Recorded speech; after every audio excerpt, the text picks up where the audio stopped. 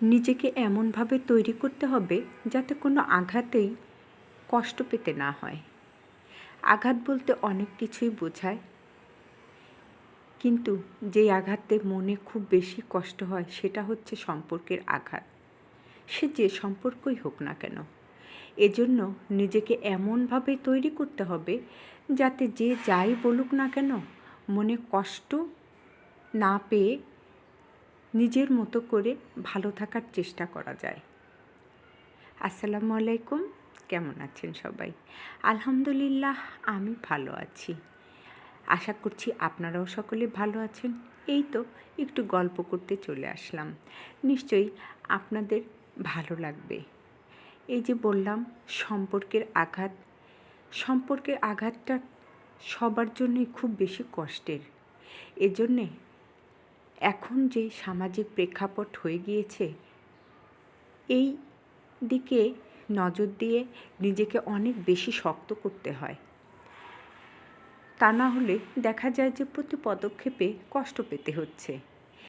বাইরের কেউ, আশেপাশের লোকজন, এরা কেউ কিছু বললে তেমন কোনো কষ্ট লাগে না, কিন্তু দেখা যায় আপনজনেরা যদি একটা কটু কথা বলে বসে তাহলে সেই কষ্টের যেন কোনো কুলকিনারা থাকে না, অনেক বেশি কষ্ট লাগে। বিশেষ করে আমার তো লাগে।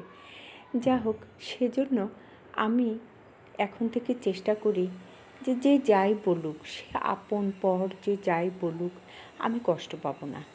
কষ্ট পেলে আরও বেশি কষ্ট হয়, নিজেকে কন্ট্রোল করতে অনেক বেশি কষ্ট হয়।